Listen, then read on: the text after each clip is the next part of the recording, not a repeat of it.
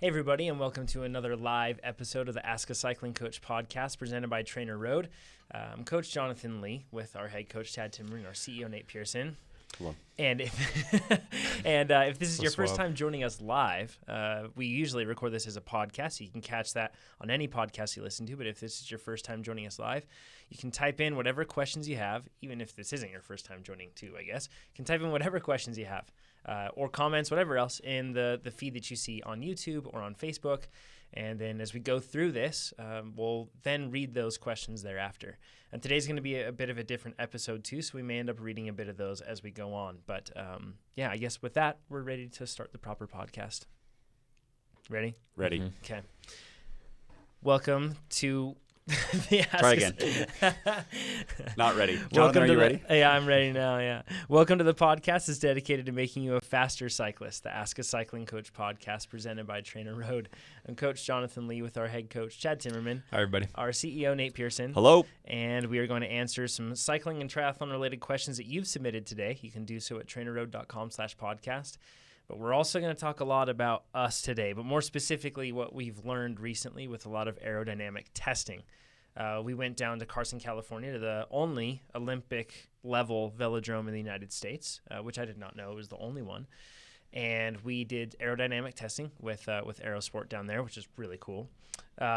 We did a lot of stuff because we're working on becoming faster time trialists. We're even producing a whole documentary on this, on all the things we're doing and learning to become faster time trialists, and then all of you can then add those things or apply those things to your training and racing and everything else. So we went down there, and this is a big step for it, and we're going to talk a lot about that today because I think we found some really interesting stuff that can help some folks. Mm-hmm. And also now we have really good fodder and basis for our arguments about why we're going to beat each other. So that's going to be fun too. With that, though, before we get into us, we're actually going to answer just a couple questions first. First one is from Sarah. She says, "Hey guys, love your podcast. On the last podcast, you mentioned a couple things about calibrating the kicker," and that's Wahoo Smart Trainer for those that don't know. One to do it every ride. Thanks for that, she says, and also to calibrate it after warming up for 10 minutes. I've never thought of this. I always just hop on my trainer, calibrate, and start my TrainerRoad workout. She says, "How do you suggest we go about calibrating it after warming up? Should I just stop 10 minutes into the workout and calibrate? Thanks for all your hard work, Sarah." Yeah, I just stop 10 minutes and calibrate. Yeah, so... I've heard mixed things, and I should probably get clarification from Wahoo. Mm-hmm. For a while, I heard, do it once, it lasts for a few weeks, and you're fine. And then for a while, I heard every time. So let me come back. Oh, we have clarification. Oh, we do? Wahoo. Yes, we do. What's clarification, John? Work was done. So in this case, first of all, I want to cover why. I want to just clarify something that people may have confused. The point isn't to warm up your body. The point is to actually warm up the trainer, like increase the heat of the trainer. When you start working on that trainer, it increases its heat, or I should say, ideally, you reach a kind of a stasis of where that heat will stay the same. So that's why you want to calibrate it then, because heat, or I should say temperature, affects friction, and that's what you're trying to figure out with a spin-down calibration like this. For those that don't know what a spin-down calibration is, you can go into the TrainerRoad app, and then when you pair your smart trainer, you just hit calibrate, and it'll tell you to spin up to a certain speed and then coast, and you just don't pedal after that. And then we figure out how much drag is in the system itself, or is within the drivetrain of that trainer. And then we're able to calibrate based off of that. So this is what Wahoo says. They say 10 minutes in should be plenty.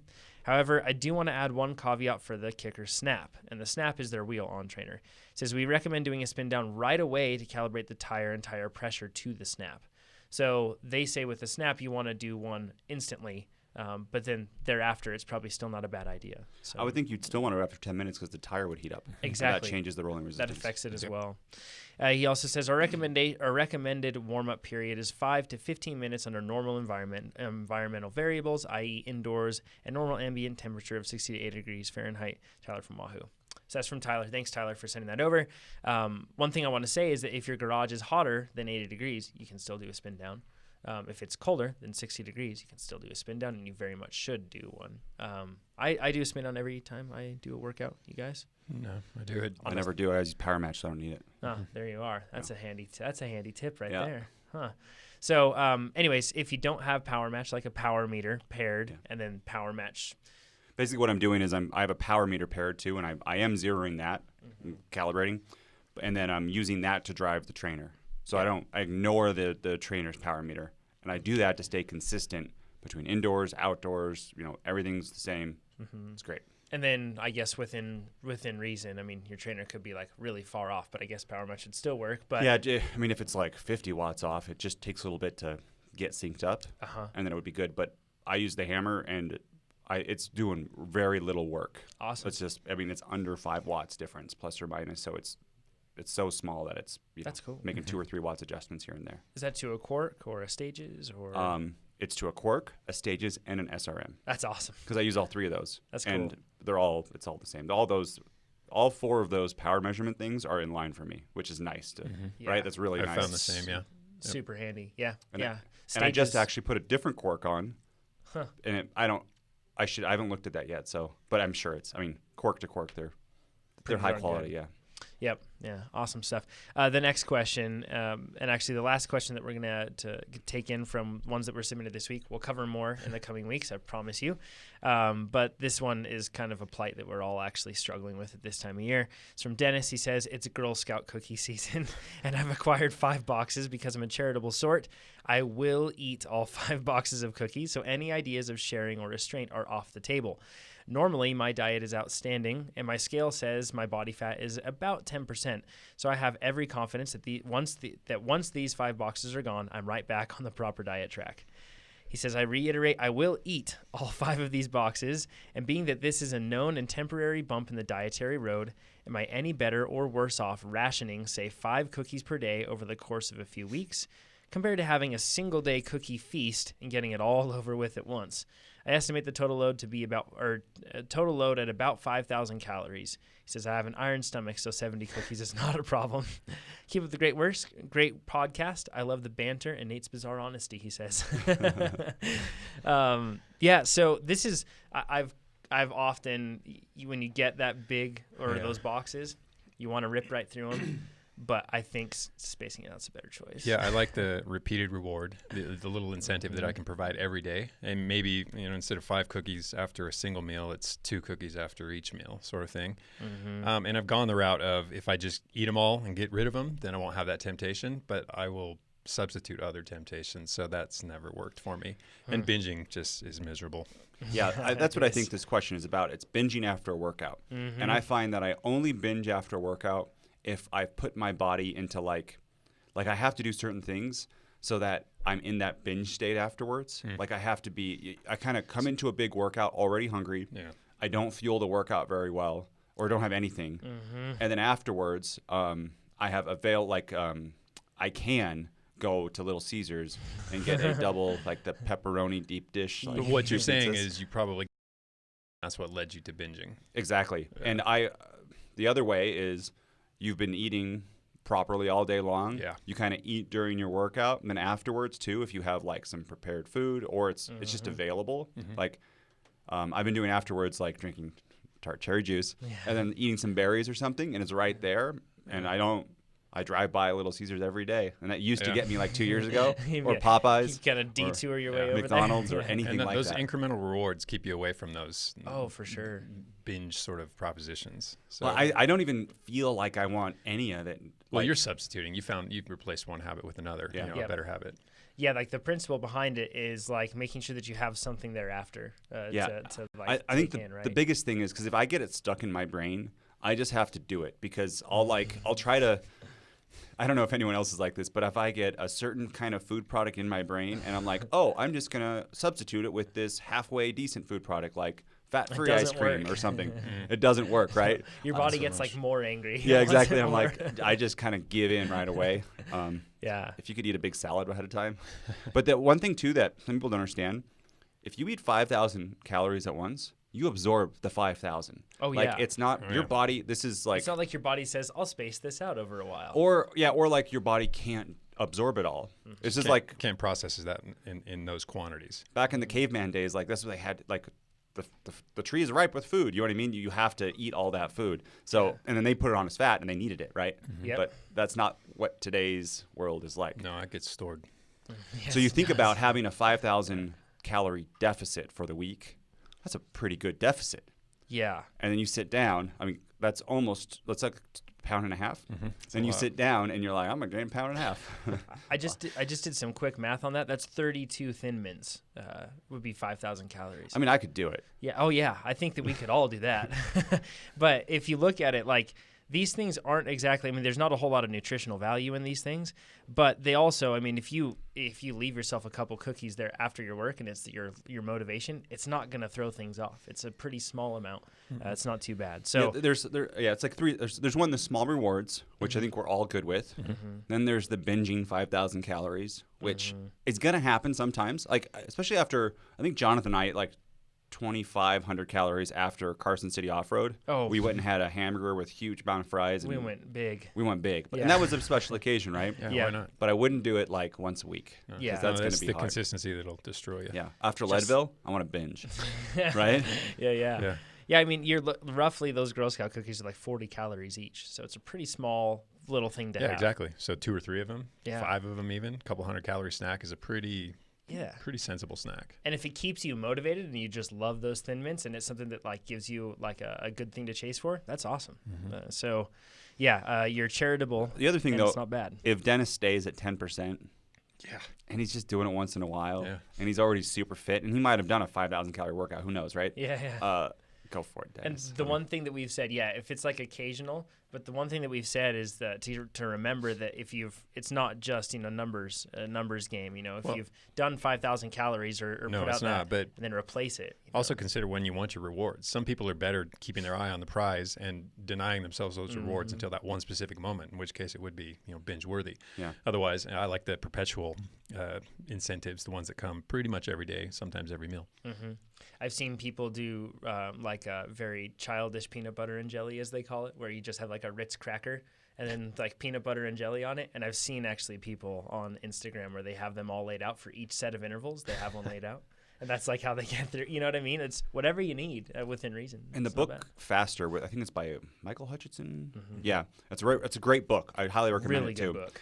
He talks about those kind of things as putting money in like the motivation kind of bank. Because if you never do that, it's easy to get burnt out. Be like, I'm not living life. I can't do anything. No, that's Totally. Right. And he even said, like, if I go out with the boys and have like a few drinks, that might hurt my training. But if I don't do that, I might stop and train for 5 days in a row. Yeah. Right. Because I'm so pent up and stressed. Yeah. So it's it's balancing act. Yeah. Like all Absolutely. things, right? Let's get into the cool stuff. Oh, we have That's a cool question. Girl Scout cookies are really cool, actually. But this is really cool. Too. But yeah, let's do that. So I'm going to give just people kind of like set the scene for what we did really quick. So aerodynamic testing is commonly understood within the context of a wind tunnel. Like you go to a wind tunnel, you sit there, wind tunnels that are usually low speed, they're called, because that allows us to test at realistic speeds that a cyclist would endure. Rather than airplane speeds. Yes, exactly. And in those situations, what you do is it depends on the cyclist you are, but and then in this case, what you do is or in wind tunnels, you're usually static on the bike. The wind tunnel may have the ability to rotate the bike, like Specialized wind tunnel does, so you can test different yaw angles. You pedal too sometimes. Which is really cool. Yep, and you can pedal. In some wind tunnels, you actually can't pedal. You could pedal in the air maybe, but you would just sit there. And then they go through and they test a lot of things. So that's extremely cost prohibitive. And we know that. So we didn't go there because of cost. And I assume that most people listening to this podcast aren't going to drop $10,000 to go. For the three of us, how much was it? $27,000, and that was just to start. There was, with all the testing we were doing, it could have very well gone much higher. No. So it's really cost prohibitive. But I mean, I've seen this on cycling news sites recently. There are different companies that are working on products to try to give you the opportunity to like test outside or test aerodynamics outside of it. And it's kind of similar to what we did. We just did it in very controlled circumstances. So we actually went down and worked with Jim from Aero, that's ERO, Aero Sports. And he's actually, he asked me to mention this, and I'm happy to do so. If you're in the Colorado area, he's going to be doing some testing at the velodrome there recently. But he usually does it in Carson, California, where we went. That velodrome, since you don't have gusts of wind, you don't have any interruptions, you have a very consistent surface, and you have a line to follow, you can get very precise about in terms of the distance and everything else, and you can kind of use insert some constants into this equation to figure out aerodynamic efficiency that you can't otherwise. So that's where we went down to the wind tunnel to do that, and we tested some stuff. And so, or forgive me, the velodrome. That's the yeah, tunnel. I know I do that too. So how it works is you have to have a power meter, and they put on what's called a WASP. They put that behind your saddle where it's not going to be any drag. And the WASP collects all of the ANT data, so from our ANT power meters, and then that's connected to Wi-Fi in the building, and then that streams to a computer that he has with software, and that's also hooked with a timing mat.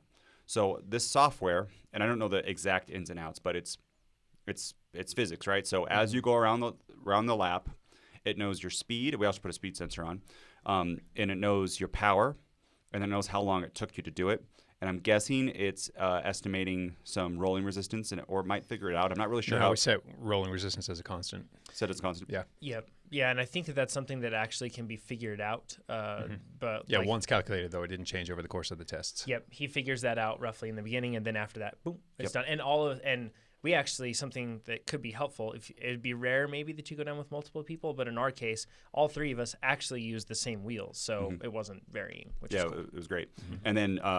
And then each lap that you do, he gets a drag number, and he knows your wattage and your speed and all that. But basically what we're looking for is that drag number, and we're going to call that a CDA. And you said it so great last time, Chad. It's how slippery you are in the air. Yeah, pretty simply. Yeah, it stands for coefficient of drag area. You do about 12 laps, and that takes about 5 minutes. And then inside of there, he throws out the fastest, throws out the slowest, gets an average, and then you get your number for that test. Then you change one thing, and you go do it again. Yeah. And you keep doing that. Yep. So that's how it works. Let's talk about the velodrome itself. Yeah, yeah. And actually, before we do that really quick, I want to say that your CDA is something you don't have to know it. If you're not even if you're a time trialist, you don't have to know it, but it does make a lot of things really handy, and we're going to get into why that would be helpful. So I kind of view this like I know my FTP. I know roughly what I plan to maintain for a 40K TT, hopefully my It's FTP. a piece of data I've wanted for decades. Yep, and then I know my weight, and now I know my CDA, which is pretty cool. However, that can change and will change pretty regularly. But the velodrome was interesting. It was our first time riding it for all three of us. Easy peasy. I was pretty excited about it. Me too. Because I love watching track racing, and now that I've ridden a velodrome, I want to do it even more. Yeah, excited about not only riding a velodrome, but riding that particular velodrome. A lot of very historically important events have happened at that velodrome. And Jim himself, Jim Manton, has worked with some really high-level athletes, a lot of pro tour teams, a lot of professional world champions. Exactly. I mean, across the board, triathlon, all endurance, cyclists, endurance cyclists. Yeah. Yeah. So we should stress that Jim is legit. Yes, he is. Right? Yes. You name a pro cyclist.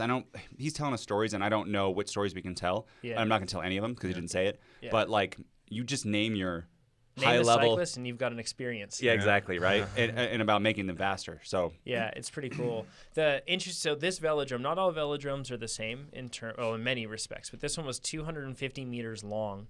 It had 22-degree banks, and if you're with us on the live podcast, on the straightaways, 22-degree banks on the straightaways, and then 45-degree banks in the turns. Which, if you've never been inside a velodrome and you stand at the edge, the top edge of those bank turns and look down, I mean, it's a slide. You could sled at a high rate down that thing. For those who ride outside, if it's a 45-degree bank, that means outside it would be a 90% grade. Yes. So just imagine riding up a 90% grade. It was so steep. That's a good way to put it. And I consider myself I don't have a whole lot of fear about riding a bicycle, but when I looked down, once I got on the track, it was no problem at all. It's very different on the track. When I looked down from the apex of that turn, I was like, oh my, I got a little bit of butterflies there at that moment. Really?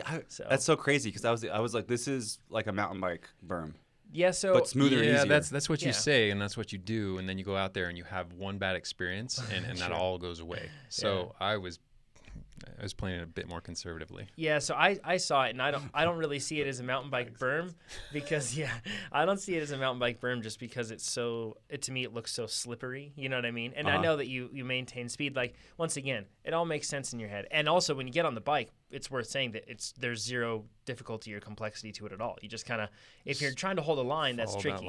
But you just kind of pedal and it all happens. It can be pretty disorienting though. I pretty much lapsed into a state of vertigo about 5-6 laps into every time, and I had to look up, reorient myself briefly, and then get back down. You know what I mean? Look up, just tilt my eyes up a little bit. But it was a bit of a struggle trying to keep my my perception grounded. We should talk about that. Nate, you didn't notice that at all, right? No, it was super it felt like a little roller coaster. Where were you looking? It was so funny. I was looking forward, and that's one thing. How far forward? So It was a few feet. It was kind of like how I would do outside if there were like cars around. But sometimes outside too, you turtle, and later on we'll talk about it. But I turtled, and that is when it got crazy. And that's all I did was shrug the whole time. So my range of vision was really like a meter in front of me. I couldn't hold that. And I would just go crazy. Like I would end up going up the wall because I would miss the turn too early. But when I got a position where like looking forward, so much fun. And you heard me yelling, right? Like, so you were high on a hog, as they say. You were like a into little kid. Yeah, he was very happy. And it's not that so it was just fine. Like once we got rolling, I want to share that, like, because if people see a velodrome and they're afraid, just get it. If you have the chance, just get on your bike, and then you realize, oh, it's nothing. I rode it in Aero bars the first time. Yeah, no problem. It took no time. Yeah. But the vertigo thing, I felt the same. Now it's interesting. We both had the same helmet on with the same shield. We had Casc Bambinos on, so I don't know if it was distortion from the lens exacerbating this or anything else. But I think that what I found was that our goal was to ride at the black line. So if you see any photos of us, you'll see us low on the velodrome. That's because we were supposed to stick to a specific line the whole time. So when we were following that line, and then if you think about it, the wood that's inlaid follows the same direction. Like everything kind of followed the same direction. And I don't know if that made it, but yeah, I got pretty severe eye fatigue after every time, and I'd have to kind of close the eyes for a bit and reset them. So HDF, you guys. Yeah. I don't think that's it. I think that's our range of vision was more limited than yours. Yeah, it very well could be. The other thing that I didn't realize is that wood, I was thinking basketball court smooth. Oh, no. It's like prickly and rough. Textured. And if you fall, like you get slivers, and it's not smooth. It's Siberian pine. I don't know what that actually means in terms of significance, but there's a lot of it. Pine from Siberia. Very good. Yes. Yeah. For sure. I'll look that up. Another interesting thing about this velodrome is that its HVAC system, I know this sounds very not interesting, but actually is. Its HVAC system is apparently like world renowned, and people come from around the world and visit that facility to study it because it's a tremendously controlled environment. Yeah, incredibly consistent. It has atriums at every exit and entrance. It also has 90-degree atriums, which actually help with that type of thing with airflow. And then, he said that it's extremely controlled, and that helps you get really controlled data with this too, which is really helpful. That's just to say that in another way. It's so sensitive that if we didn't have the atriums, or you had a heater or AC blowing, that would mess the test up. Like someone opens a door, even though it's 400 feet away. Yep. It blows it up. I mean, it messes up the test. It totally would. How long is the track? 200 meters? 250. 250. Yeah, and something interesting that I found, at least with this, was that it really kind of I don't know what math you would use to figure this out, but the G-forces you experience in the turn, I guess it makes it feel like once you're done with just 5 minutes of riding, you feel like you spent 10 minutes in the aero position, because it really does take a lot of strength. It's pretty taxing, way more than a G. Way more. I would say probably 2, maybe. Yeah, like 1.5, maybe 1.5. Once I picked it up to race pace on there, I'd even noticed that going through those turns, breathing was a little tougher. And not tougher because of the effort was harder, but breathing was tougher in the turns than it was in the straights because of those G-forces, But it was a really cool experience. They're planning, it sounds like, since LA, I think, has it locked down for 2028 Olympics. This velodrome won't be, I guess, will cease to exist at some point. So if you want to ride this velodrome, do it over the next, 10 years or so. Yeah, and they're going to start building a new one, I think, and get rid of the old. They are getting rid of the old. They're going to tear it down. Many more seats for the Olympics. So, but I guess, anything else on the velodrome that you want to cover? I think that's good. Yeah, it was a really cool experience. If you can do it, do it. Where should we actually? Let's cover equipment first before we get into the data. Yeah, what everyone rode. Yep. So all three of us had the same skin suit. Yep, which is not like a Aero single skin suit that we shared. That would be weird. But not doing that. But all three of us had the same model skin suit. We had the Aero Coach no pins skin suit with the no pins pocket on it, and we had the wide trips for like wide arms. Yes. So that means trips on the side of arms. Yep. We had, and then we had. I was on the Trek Speed Concept. Yep. You, Chad, were Giant Trinity. Yep. And I was on a Cervelo P5. Yep. And we had this, like we mentioned, we actually shared the same single wheel set. Yep. The tires that we have mounted this to were Vittoria Corsa Speed G Plus tubeless. Very fast tires. 25 millimeter. 25s. They're known as the fastest tire as far as how they've been tested and everything else. And then we had up front, so Envy has a 7.8. Whenever you see with Envy, their wheels 7.8, 5.6, 4.5, that sort of a thing. That means the front wheel, in our case 7.8, is 70 millimeters roughly, and then the rear is 80 millimeters, 7.8. We were testing an unreleased product from Envy on the back of the bike. So you might have seen it on Team Dimension Data's stuff if you've seen it there. What? So and ours. Yes, and ours. That's it. We're right up there with the elite. Yeah. But 25 tires match up well with these wheels, and that's a very important thing to get across. And that's what Envy said too. And that's actually Jim said that too. Envy tests very, very fast, but you got to have that 25 mil tire. Yep. So if you try to put like a 19, Yeah. that would be very 21, not 23, whatever. Yeah, even a 28. Yep. Just get 25. Yep. Envy does a lot of testing, and then this is also verified from Jim, who's independent. Yeah. You put 25 on that thing, and it screams. He said that the 7.8 was across the board. He said if you have the right tire, the right size tire, he said it's the fastest one, which is pretty cool. That is so cool. we were very happy to hear that, considering we were on them. Yeah, exactly. And then let's see. We'll get into the little things like shoe covers and all that stuff, but helmets. You did some helmet testing, but I was in the Casque Bambino just because it's what I have right now. I'm going to be changing that over to a POC Cerebral at some point. You, Chad? I'm sticking with the Bambino. It tested best for me. I only tested 2 helmets, so it's not like the best helmet for me, but out of the 2, it was the far and away winner. And I tested 2 helmets too, which we'll get into that. And you All specialized TT. Yep, The specialized S-Works TT. TT. Yep. So it's not like a long tail helmet. It's kind of a mix between a snub nose and a tail. mid-tail. Yeah, mid-tail. Yeah. I guess that kind of covers everything in terms of the gear, right? Yes. The only other thing I did is on my P5, both brakes, the brakes that come with the P5, this is the P5-3, the mechanical ones. I do not like them. What are they? They're TRPs. TRPs. They were rubbing. So what we did, Nate, you don't need brakes. We took off both brakes. And I also bought the Tri-Rig Omega X, which is really like many people have confirmed this, that for if you don't have an integrated brake and you have a brake out in the wind, that's the fastest brake. Yeah, it's an interesting brake. I'm going to describe it really quick. It's a center pull brake. So the cable goes into the center, and then when you pull that up, it ends up pulling the pads in. But it's got like a magnetic aerodynamic cover, really slick, and it slots on. The brake caliper itself is designed to be aerodynamic and minimally, I guess, drag causing in the wind. And then you just have to make sure that you have the spacers that you can run with that thing, or you can run the spacers or get their stem, because I think that works with it, to be able to run a center pull in the front there. Yeah, you don't even have to have a center pull necessarily. You can do it with other. You look online. There's a bunch of. Oh, cool. Like the Nick Salazar is like the owner of that company, and it's extremely flexible. Cool. Very, very super smart dude. But I've read actually on a blog post from Jim from Aero Sports say that it saves like 6 watts. That's a lot. Yeah, that's a lot. That's a heck of a lot, right? Yeah. So that's the other thing that I did is I put that on. But I rode the whole velodrome without brakes. Yep. And I almost killed Chad and I once. It was really bad. I was coming up on Chad much faster than he was. I think I was my second lap on. I wasn't even comfortable with any speed, let alone high speed. Yeah. And I realized, Nate, you can't slow down. And I was also new, and I had 2 choices in the instant. I could kind of like pass him the inside quick or pass him the outside and hit the really high. Inside is the flat blue area where no rider should ride at speed ever. Agreed. Well, so it's just the straightaways are so quick. Yeah. I thought I had more time. They're over fast. And in my mind, you always pass on the left in cycling, right? Like Always. it's just weird. Yeah. And so I come up on the left, and then I immediately see this 90 grade whatever turn, right? Yeah. And I pretty much cut right in front of Chad, almost killed us both. And Jonathan would have had the whole day to test himself. Would have been single track 6 all over again. And Chad just goes, "I'm not cool with that." I said a few things. Yeah.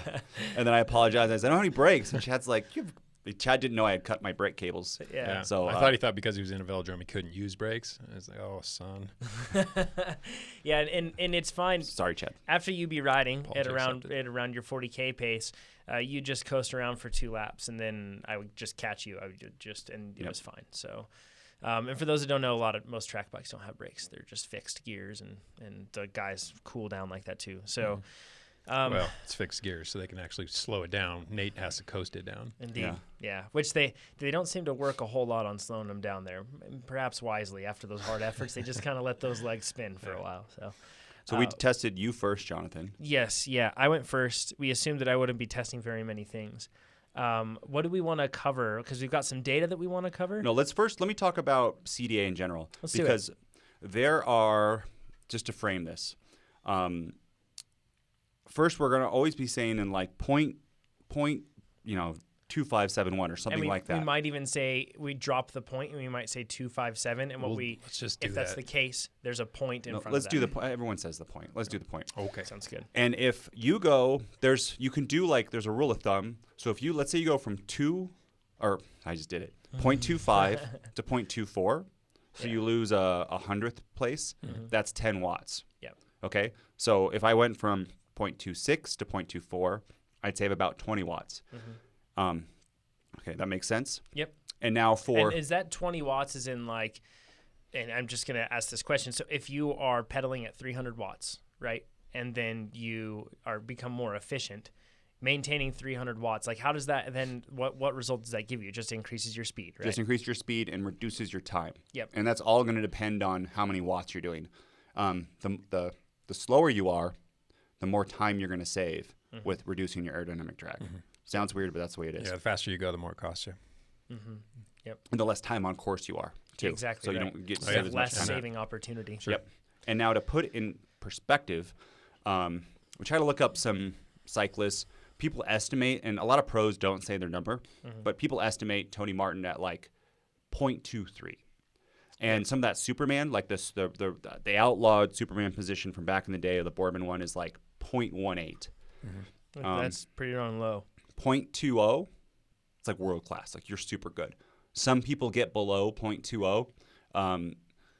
Like you really specialize in on it. You're slow. You're working really hard. I've read some people get to like 0.195, somewhere in there. That's a big deal. Yep. And then you're triathletes, very slippery in that case. Triathletes like higher. Yeah. I've seen 0.28. I've seen people start like in their position at 0.3, like pretty high. Yeah. To give you an idea, so the estimated CDA for Tony Martin, for those that don't know, just to give you an idea, because this definitely affects it, he's 6'1" and weighs 165 pounds. That's estimated too. So that's 1.86 meters and 75 kilograms. So, I mean, a lot of this, your CDA, like you can make yourself more slippery or add different equipment to make yourself more slippery. But in one respect, the hole you'd punch through, if you did the Looney Tunes blow through a fence thing, that hole you'd punch through, that outline is what it is to a certain extent. Yep. Big riders are going to have more drag than smaller riders. So that is the number one thing you can do to improve your aerodynamics is have a smaller frontal area. That's how it's then referred to. There's other things that we do, like that we're spending money on. Like we want trips on our arms. So there's the pressure center changes in the back and there's less suction, like pulling us back. Those are the things that are like, those are still good, but it's not as much as just getting lower on the bike. Yeah, and or getting narrower. Or well, it depends. Getting smaller. And then a guy like Chad, for example, who has broad shoulders and he's bigger, versus a guy like me. I have, for my size, broad shoulders, but I'm much smaller. I'm able to I cut a much smaller hole. Versus Nate, much taller than Chad, but narrower shoulders. It's really interesting. Like it's not like a taller person just has a CDA that is automatically higher necessarily, but usually in most cases it correlates. Did you say you looked up Tony Martin's? It's assumed that it's 2.3. That's an assumption. They're pretty good at 0.23. with Yes, physics. Yeah, thank you. They're pretty good at doing this. So we can bet that's a close estimate. Close enough, yeah. And we also, Jim said too, that just the taller you are, usually the more drag you have. Yeah. That's just the way it is. Yep. So Jonathan, can we start now with what you did? Yeah, let's do it. Yeah. Let me pull up your... So we start with baseline, and then we make tweaks from there. So we'll give you the baseline for reference, and then tell you how it changed over. Of course, I had everything up except Jonathan's. I'm going to. So I'm 5 foot, just under 5'11", just so people know what that is, and that's about 180 centimeters in terms of height. And then at this point, I was weighing like 148 pounds on race day, or on test day. Jonathan's baseline, and let me just preface this: we've got the Envy wheels, Speed Concept, Super Very bike, optimized bike. expensive skin Most suit. things are optimized. His baseline first going around, and I'm just like looking at the screen, right? Because I really want to know. 0.2127. So it's really low. Amazingly low. Jim goes, he looks at that and says, that is world class. Yep. Right away. You're First done. lap, second time on a TT bike. You know what I mean? Yeah, Riding second it. time riding. I want to clarify though, the drag number was world class. He's not saying that I'm world Yeah, class. we're talking so- aerodynamics. Yes. Yep. The aerodynamics, world class right away. Yeah. Right out of I the gate. yelled out an expletive at Jonathan. It was not an encouraging start. This race just got real. And then next, we're gonna. So we did everyone at once, but we're gonna jump order so we can compare each other. Yeah, I should say we did my testing and then Chad's testing and then your testing, and Yeah. that was a full day. But we're gonna go out of order. Yeah. Long day. So Chad started. He went through, and now a thing about Chad that we saw is Chad. Even Jim said it too, and we had a listener there, Andrew, who's tested so much. And thank you, Andrew. That was so awesome Yeah, he's having been you there. to, what, 6 times, 7 times? Yeah, but Yeah. he helped us so much. Really He- helpful. Oh, Thanks, mechanics Andrew. and- awesome guy. Yeah.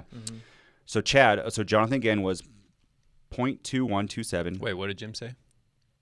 Oh, yeah, this is a nice Yeah, thing. come Jim on. said a few things. One thing is Chad has his pelvis tilted back. Posteriorly. Yep. So I prefer to see it as neutral. I think I'm pretty much neutral on the saddle, but most riders have an anterior tilt. On, Yes. especially, And on a that facilitates that more aerodynamic, powerful position. especially on a TT bike. Yeah. So Chad's pelvis is tilted back, kind of like he's on a road bike,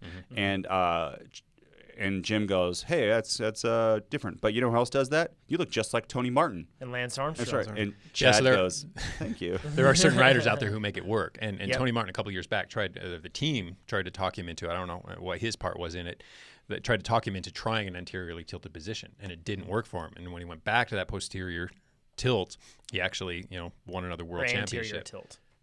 When he went back to the posterior tilt, Oh, he okay. was trying to They were he was get trying to him work try against an it. Anterior tilt. Yeah, for whatever Got reason, it. even though Jim Okay. strongly encouraged them not to, they wanted to find out. It didn't So work out. here's the. Interesting. I'm just going to translate that. Tony Martin, they wanted him to tilt forward with his pelvis, and then he tilted back, and it was better. He went But- back to where he was in the first place. They were trying to find, just some way to make Tony the fastest guy alive a little faster. Didn't pan out.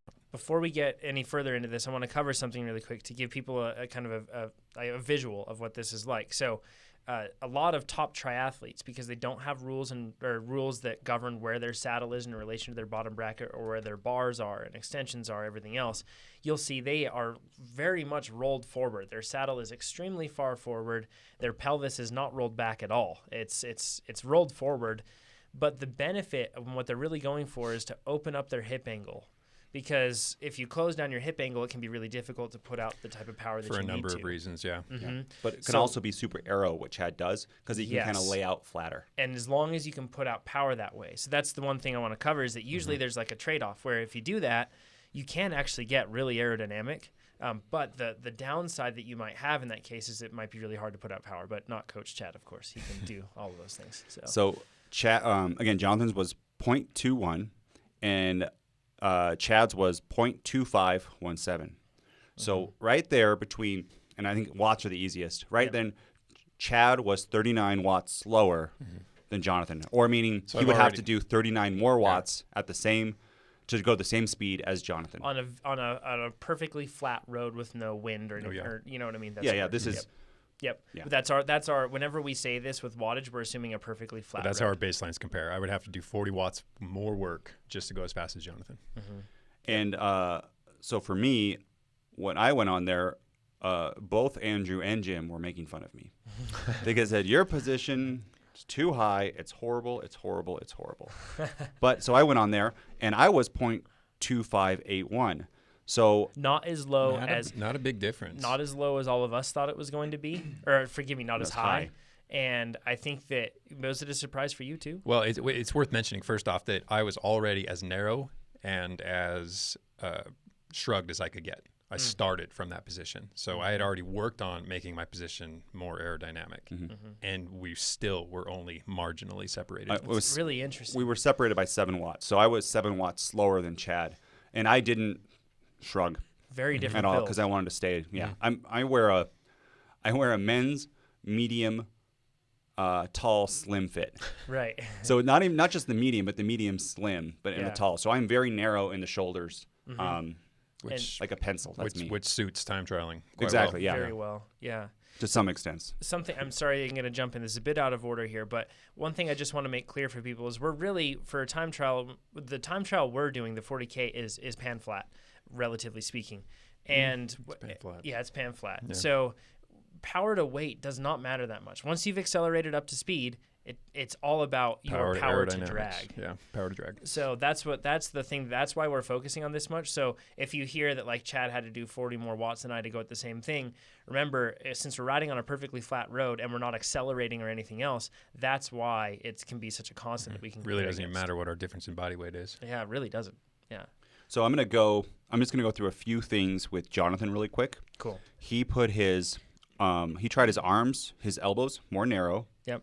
And that actually 3 centimeters. So we moved our pads in 3 centimeters. Yep. And that was slower for him Yep. by 13 watts. And this is where I want to bring up something that Or no, can- I'm sorry, not 13 watts. It was 3 watts. Yeah, so not much. But this is where I want to bring up something that can be kind of tricky.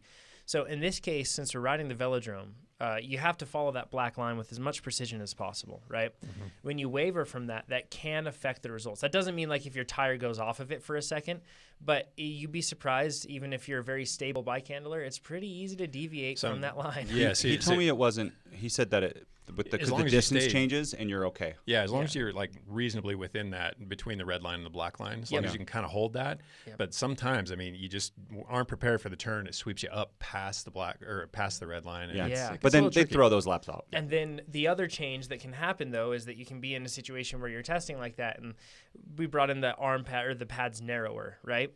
So that probably made me more slippery in the wind. It's an assumption you could make, but Makes you twitchier. Exactly. I was probably more unstable. Mm-hmm.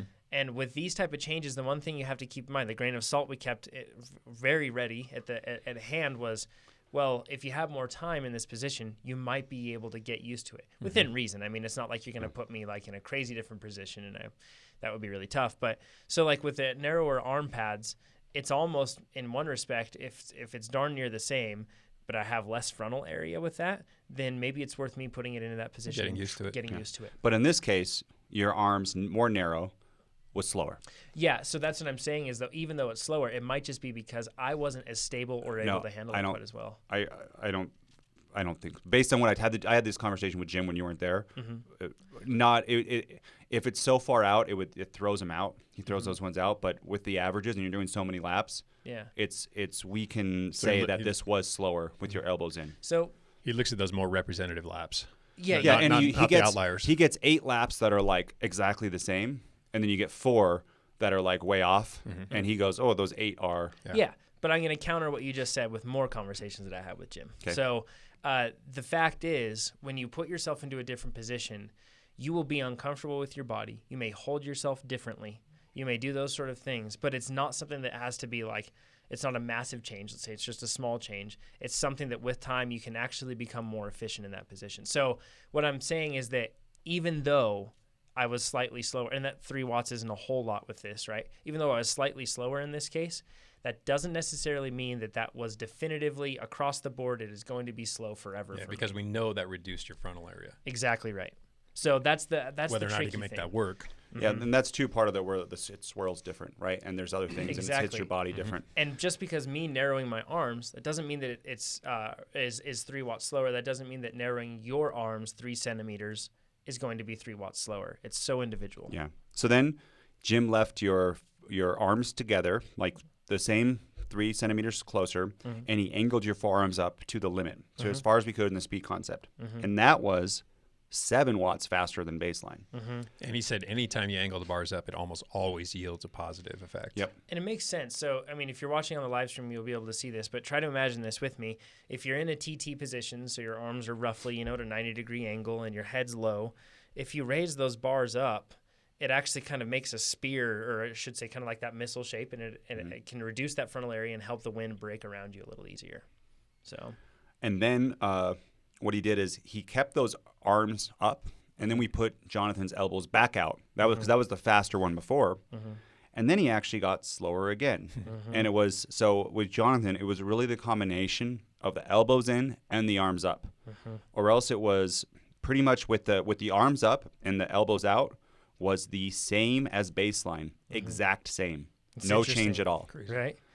Yeah, That's why like it's some of the stuff's frustrating because It is. you're at home and you're like, oh, okay, I'm gonna do this, and then I'm gonna, oh crap, like but it's not. it's not that, right? Yep. And it's so different for every person. I think that Chad, with Chad, and I don't know if we're ready to jump on to chat with some stuff, or do you have some more? Let me just finish you actually, because I Okay, think cool. this is good. Yeah. So then the other thing that we tried with Jonathan was stacking your hands. So you've seen time trialists do this, and you can only do this if you have your bars close together or a bridge. It's imagine like you make a fist with one hand, and you lay your other hand directly over that hand. And with So Jonathan, basically making two hands the size of one. Yeah, but I A want bit to larger, not much. I want to cover something on this. If you don't have bars if you have bars like, for example, on the speed concept that I have, it has a mono bar where you can't adjust the extensions at all. And they're not far apart. But before, what I was doing is I was grasping the shifter so that my thumbs were side by side. So if you make fists, basically, I'd kind of smoothed out fists, and then my thumbs were touching each other. So it almost looks like a single hand, right? And One perhaps large you could hand, say though. that. Lots of frontal. But the interesting thing is, what I ended up doing to get my hands across is I had to do like double shaka, so to speak, and kind of overlap so that my pinky and thumb just wrapped around the bars, and that was faster. So even though to your it was eyes, slower. with stacking hands, Yeah, because we had your forearms angled up and your elbows together at that point. Or your elbows. I'm not sure if we put your elbow pads back in? this was faster. So we went straight from baseline pad width with arms angled up. That's what we did. And then we went straight to stack hands, didn't change it, and my CDA dropped. So it's interesting to see that even though it looks like it's like a solid fist to the wind, right, and it's just one hand, overlapping your hands. It's not about the fact that it's solid; it's the size of it. It's how much area it presents to the wind. And so he saved 1 watt with that. Yeah, It's and Jim pointed out that this is pretty much like 99% of the time saves people between 3 and 6 watts. That is a very consistent occurrence. I thought he said 6 or 8 watts. No, I said 3 Like to 6. 3 to 6, 3 to okay. 6, yep. But for Jonathan, it was only 1 watt. Yep, and Which and I bet a lot of that has to do with the fact that the handlebars on mine, like, they're a little further apart, those mono extensions, than you see with a lot of adjustable Aero bars that people have. And one thing too, he said is having a bridge. So like just something that connects the 2 bars across. That is perfectly legal. And Chad and I looked up afterwards. Profile design makes 2 things. One, it's like this straight perpendicular bridge that you can slide on your Aero bars. Another is this kind of like U-shaped. Yeah, it's like an arch that you can put at the end, and that's where you can really like hold on at the end. If you don't have bar and shifters, that's the issue. That's the tricky part there. I'm not entirely sure how that'd work. Yeah, you'd have to get I guess if you tricky still with have some blips. Regular drop bars or blips. Yeah. Or people with a road bike with clip-on Aero bars. They could do that too. Clip-ons. And then what he said is, Jonathan, go ride it at race pace, because you weren't riding. You were at like 220 watts. Just go ride it at race pace. And something I want to say with that too is like you're trying to aim for so that the first lap race or test lap of the day and the last test lap of the day is something that's repeatable without causing you to be pushing so hard that you're like, deviating from your line a bunch and unstable. So that was why we were riding it at a roughly easier pace. And at the at race pace, you drop down. He said this is common because people just get more aggressive when they're doing it, to 0.2089, which is amazing, right? Slow. So and that's with. Did we put your pads back in at that point? I think we did. Kept it on the faster one. Yep. Yeah, we did. And did you have your hands stacked when you did race pace? Hands were stacked in race pace. And some interesting things on this really quick, though. The fact that, like, TT bike fits. We talked about this before, but the UCI limits, we have to abide by those since we're racing TTs that are UCI sanctioned, USAC sanctioned. I think we're the only ones doing it. Yeah, most people don't. But the fact is, it would suck to put in a lot of preparation and get there on race day, and they put your bike in the jig, and it's not right. And then as a result, you either have to change your position or you're disqualified after the fact, something like that. That would be a total pain. So we're following those rules. The rules, basically, they govern multiple things. But the main thing that you really see people concerned with is where their saddle's at in relation to their bottom bracket, and then where the tips of their bars are in relation to their bottom bracket. Another one that we'll talk about too is how far up the ends of your bars are in relation to your pads where your elbows are resting. But in our case, so what you can do, and correct me if I'm wrong here because there's a lot of misinformation on the internet, but we got it all straight here, so I may say it wrong, if so correct me. Okay. But your saddle cannot be in front of the bottom bracket. Yep. without taking something called a morphological exemption. We'll get to those in a bit. It can't be. Even with the morphological, it can't. Perfect. 5 centimeters back. So It's got to be 5 centimeters back, Cool. or it can be between 0 and 5 centimeters setback with a morphological exemption, but you can only take one of those. Perfect. So 5 centimeters behind the bottom bracket is where you need to be with that. So unless you take the morphological exemption. Now the bars can be 80 centimeters, and this is the end of the bar. Or if you have SRAM mechanical shifters, it's the end of the lever. 75. Or if you, 75. 75, forgive me. I'm going to restate this. This is really important and something that people don't know. It is important. So if you have SRAM mechanical shifters, those are ratchets. They return to center. You have to measure to the end of that lever. If you have Shimano mechanical shifters, you only measure to the center rotating point of those levers for reach, okay? If you have DI2 or ETAP, whatever that is, whatever electronic system you're using, you have to go to the end of whatever the shifter is, right? So that's a big advantage for ETAP because you can basically just run blips on the side and plugs in the end of your bars, and then you add no additional length to those. Actually, because I was doing this yesterday, just having bar end plugs, my gosh, it's like 5 millimeters. Yeah. And it's super annoying. I took them out. I got to figure out like a flat bar end plug. And I'm sure they make And the height too. Sure. It adds height, and you can't really grab onto them because they're like these little rubbery things. The DI2 Dura-Ace shifters are basically the equivalent of blips because the button's right where you place your and blips. they're like part of the bar. You can grab them, right? Yeah. So you just don't want to have anything out there that you can't hold. Yes. Like well. And that's the tricky thing. If you have mechanical shifters, if you're holding onto those, you really have to find a position, or you have to be riding in a way that you aren't putting too much leverage on those things, because bumping a shift would be a total pain. I think for me, for the reach, mechanical would be the best because I could have, because even what I'm doing now is like 2 fingers on the bars with most of your grip on it, and then 2 fingers over the shifters. Because right now I have 2 fingers over the bars. And then nothing. Yeah. Yeah, and we had to test that way too because we wanted to see what would happen if we increased our reach a little bit. And when our reach is limited by UCI requirements, the only alternative you have is to take those 4 fingers that are gripping the ends of the bar and make them 3, make them 2. I don't think anyone's going to make them 1, but even 2 is such a precarious position. It's tricky. I mean, your support comes from your elbows. We know that, but hanging on to half of what you were hanging on to, which isn't a lot to start with, is unnerving. And it's a lot easier on the road to do that than Absolutely. a velodrome. Absolutely. It's trickier on the those velodrome. turns. And something that I want to cover with this. So we said 75 centimeters is the limit, and that's from your bottom bracket to those measuring points that we just outlined, depending on the system you have.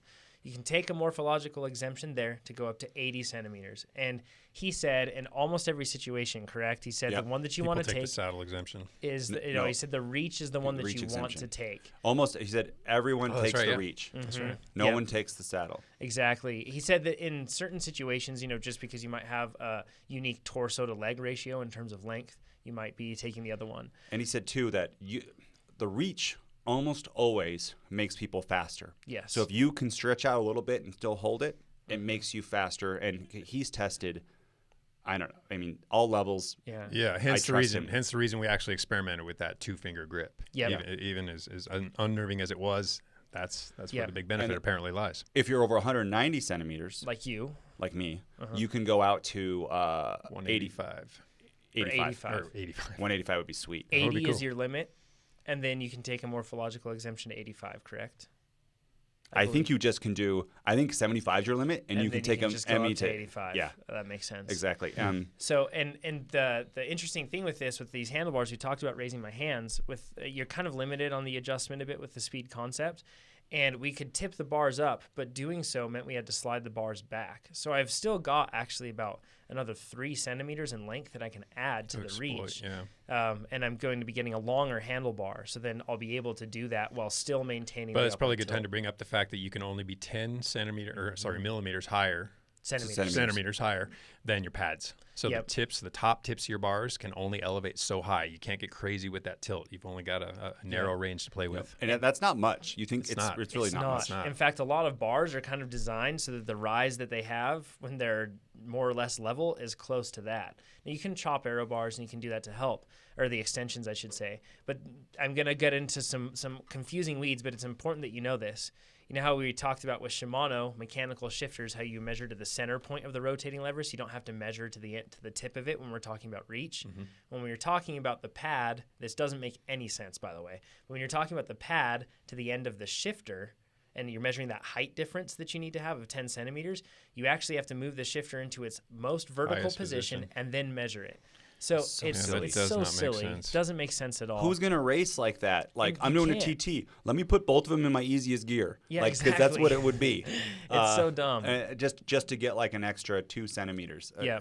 So I feel like it's almost like maybe UCI just overlooked the fact that they changed one and not the other. I don't know. But. The UCI always has reasons for everything they do, and they're consistent and awesome. So, but that's something to really keep an eye out for. So if you're doing that and you have that 10 centimeter difference thinly veiled you're looking for, make sure that if you have mechanical, you're actually measuring to the top. If you really want to abide by the rules, which of course we recommend doing. So yes, and two, we're gonna do the rules just because they hurt me the most, and you guys need a big disadvantage. Yeah, it's but it's a legitimate disadvantage. We want to do this too, so then you guys have actionable. Let's talk about before we go even further. So triathletes. And once we do this, we get into triathlon. We're going crazy with this. And two, other TTs that are not sanctioned by, like by the UCI or have UCI rules. We're not doing anything sanctioned by the UCI, just UCI rules. I had a Shiv Tri, right? And that bike, I did in all these local TTs, and that is illegal in the UCI. But in the local TTs, it's okay. They're not measuring our bikes because it's not part of the rules. So after this, I'm extremely uncomfortable. I can change things to be more comfortable and to be faster, and that is completely legal. Like there's absolutely nothing. If your race doesn't say you have to do these things, you don't have to do those things. Yep. Right? Exactly right. For triathletes, Jim says in general, longer reach, angled up to an extent, kind of closing off that area is better. And usually that long reach necessitates a further, and we're talking long reach, necessitates a further forward position of the saddle, which also opens up your hip angle. Yep. And that's why you see a lot of triathletes looking like they're almost pedaling down and backwards rather than forward at all. So, I'm excited for that. To do triathlon. Oh, geez. That was cool. Took one day to turn Jonathan into a triathlete. Okay, so now Jonathan's baseline, his best was 0.2089. Yep. So his baseline to best, he saved, 17 watts? 17 watts.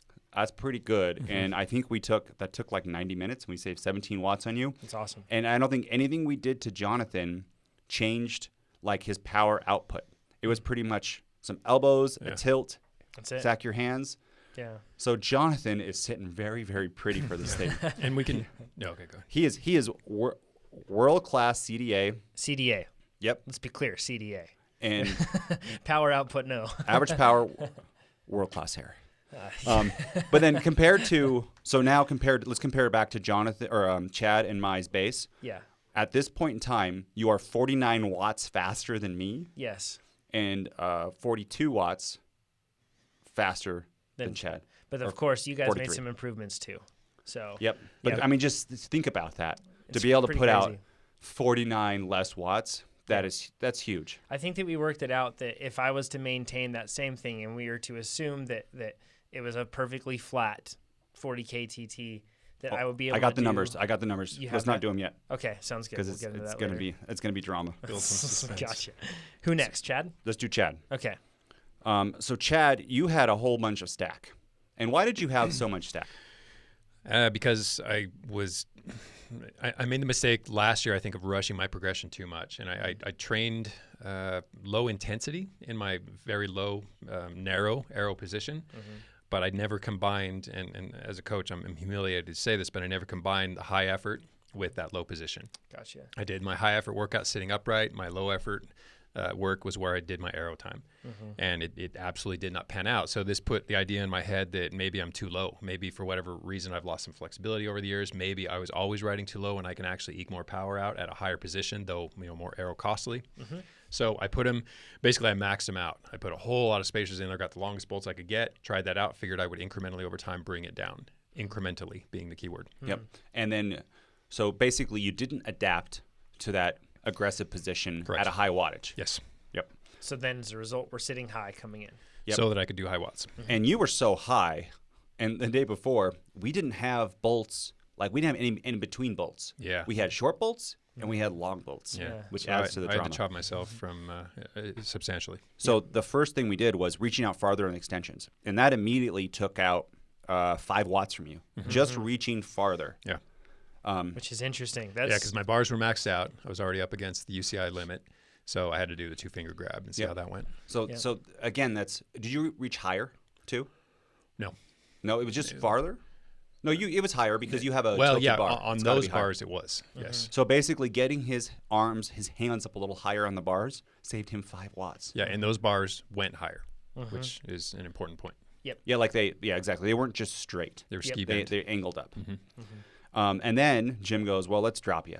And Big drop. 5 We were going to drop centimeters. me a centimeter, but we And didn't have the bolts. So the least we could drop you was 5 centimeters. And Jim goes, whoa, That's I not would gonna have work. never dropped you 5 centimeters. But you were, actually you were not that much. Yeah, at that faster. point, it wasn't that much of an improvement. Yeah. Did you reach your hands back to where you were at the beginning? I think you did. Yeah, I returned to the regular reach. Yep. And you're about exactly the same as the So it baseline. put me back to baseline pretty close. So real isn't close. that crazy? Is that 5 centimeters lower, but still similar data. That was yeah to the hands being high. that Yeah, was but- encouraging. Yeah.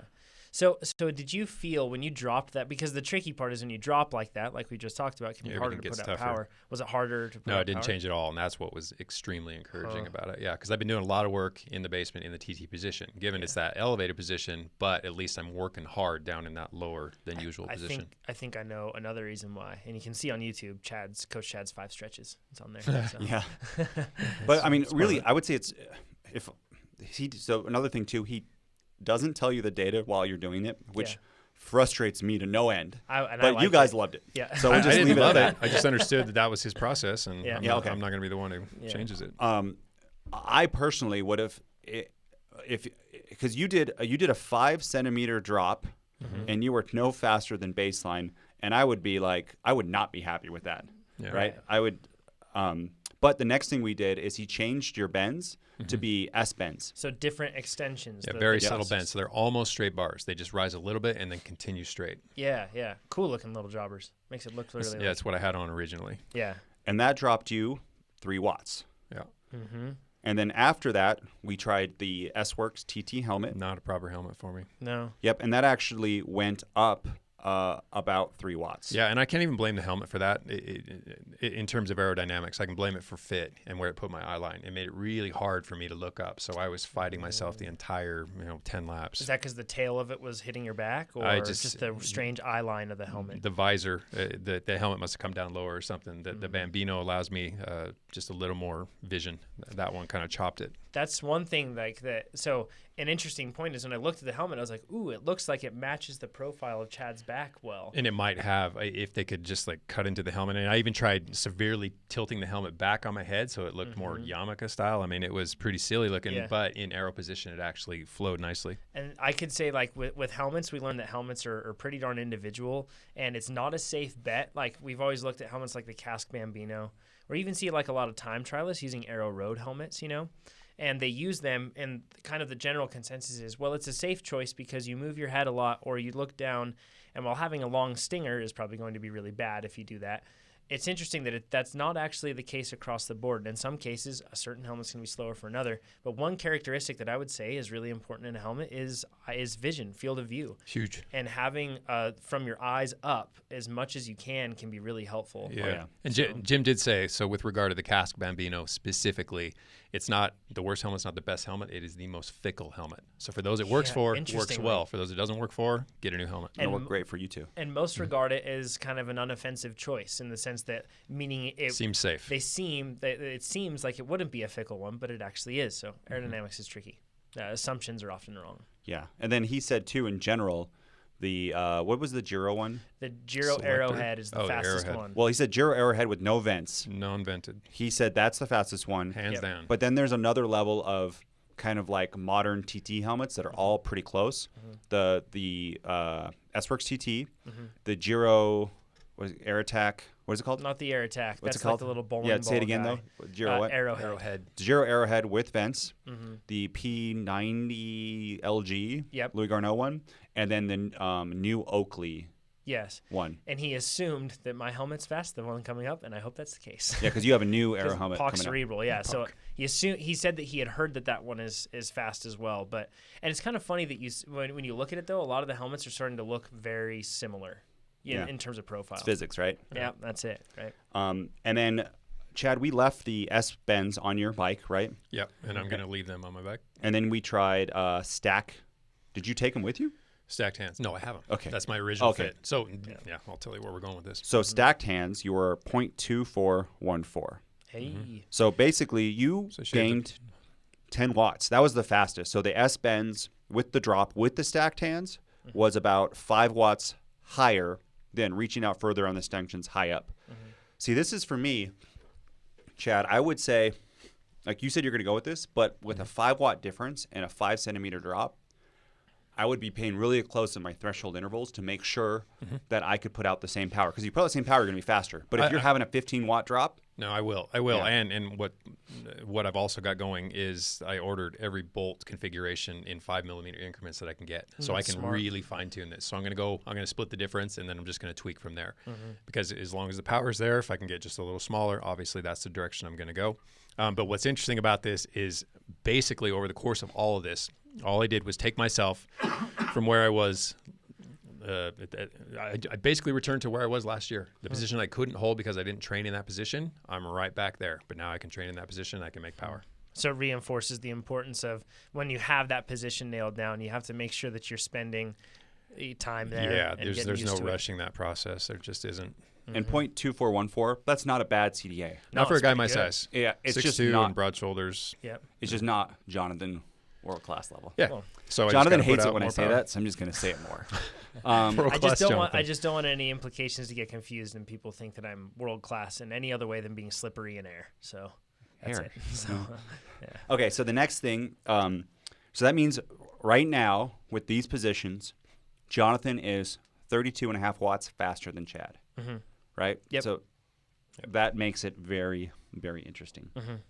Let's get into you. Okay, We did more testing on you than anybody else. thank you. And Jim, I think, kind of had like a plan in place to see where he could take you, and we started changing things pretty quick. Dude, okay. So I started at 0.2581. Yep. And so I look high, right? And I'm big, you're tall. and I've got these crazy, like, my proportions are weird. He immediately dropped me 3.5 centimeters. And as I went through, the amount of it's a relationship between power And Aero. and Aero, right? CDA. And I couldn't know the drag numbers as we're doing this, but the first drop, I was like, oh my gosh, that is so much harder to hold power. And I was riding at threshold just because what Chad said, because I wanted to experience what it felt like if I were to drop, like, if I did get close my hip angle off. So my first 3.5 centimeters lower, I saved about 9 watts. But I felt like I lost 40 watts. Yeah, you hemorrhage power. Like 40 serious watts. That's a lot. It was crazy. And then we dropped me again 2 centimeters lower. And that only saved 2 watts. Which is interesting. Right? So I don't need to go. We expected whole lot more because we're dropping the front of you and you're tall, right? So we're trying to remove that as much as possible, but it didn't make a big difference. So not only did it close my hip angle off so much, but my neck then was at such an angle and my shoulders hurt that from the 5-minute test, I almost couldn't complete it because my neck hurt so bad. And still today, like my neck feels weak and sore. Yeah, what we learned in a hurry is that with Nate's bike, his current position does not offer a lot of low-hanging fruit. It's just not going to be that modifiable. Yeah, he referred to Nate exactly as that low-hanging fruit. So you might see yourself as low-hanging fruit. But just changing things in the direction that seems logical does not guarantee results. Because in your case, we were changing it in what seemed logical, just bringing you down, but it wasn't really. And part of the problem is we can only change Nate's bike so much and still abide by the UCI's limits. He's stuck within those. He has to make it work within those. So don't worry, Team Nate. The story. Well, there's Plot still thickens. more to this story.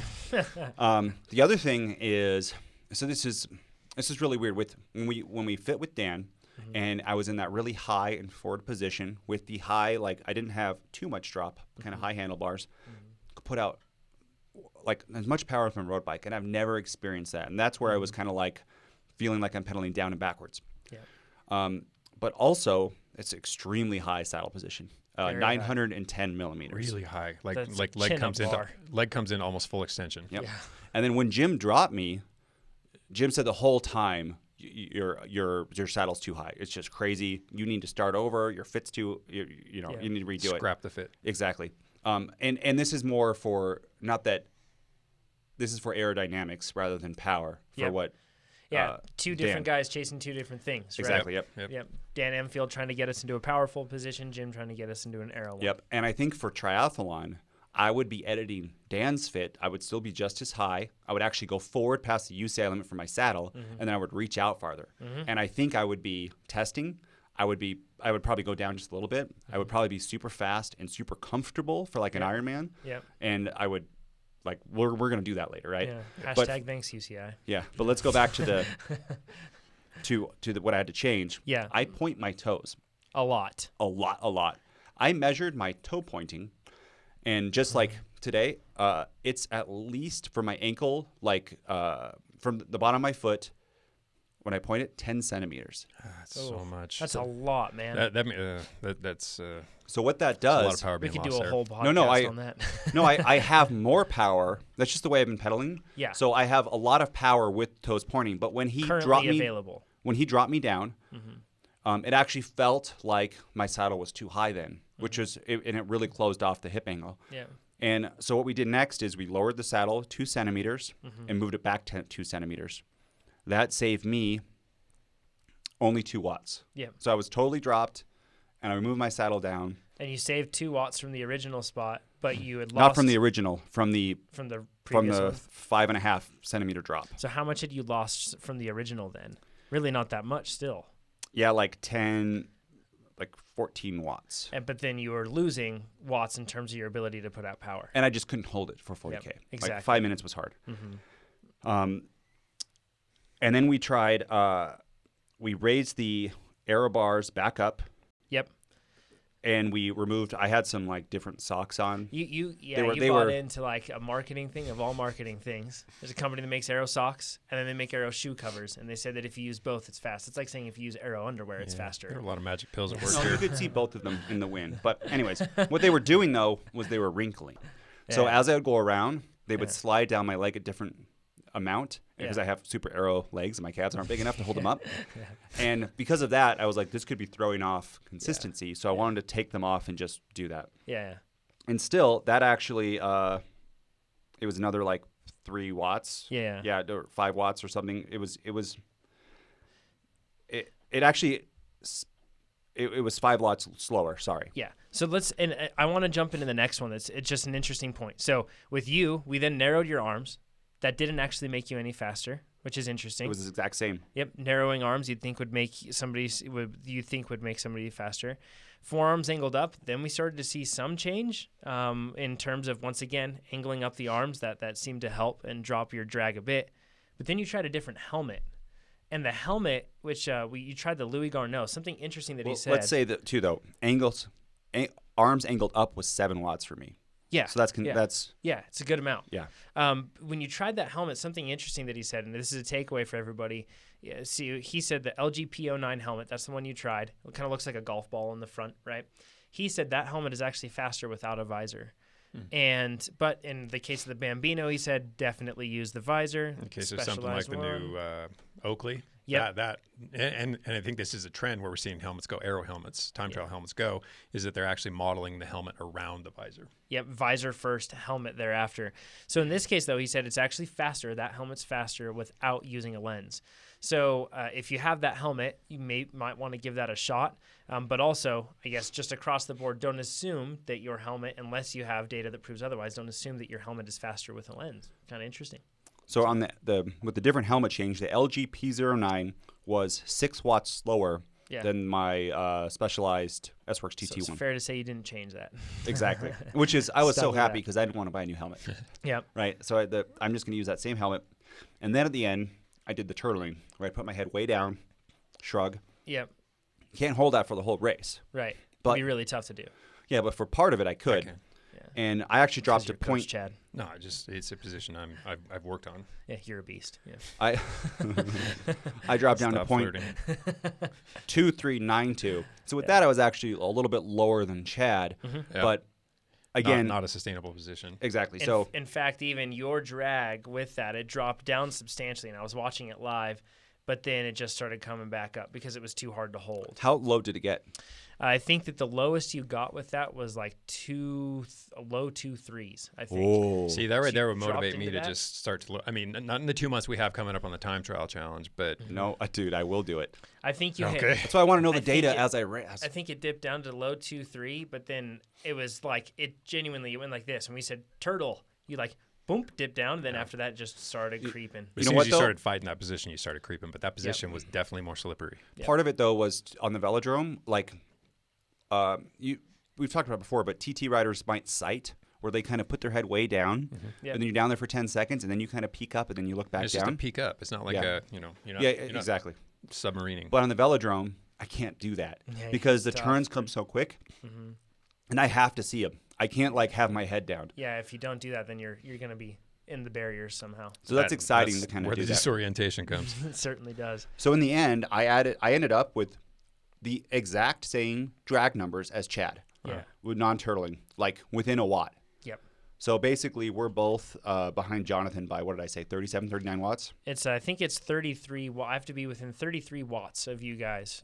Yeah, 32 and a half. Yeah. So, and if you're with us going through all those numbers, bless you for sticking with us through all of that stuff. Thanks for hanging in Basic- We're going to let's- get into some actionable stuff. The overview is stacked hands is faster, Mm-hmm. tilting up to the 10 centimeters. Is It's usually faster? Usually faster. I know some triathletes will try to tilt up, like they could go 30 centimeters. Yeah. But And it's that usually could, faster. No, that could be sometimes slow. That's hard, though. No, I'm saying tilting the bars is usually faster, but not in every case. Yeah, but I mean, an extreme tilt. Extreme tilt.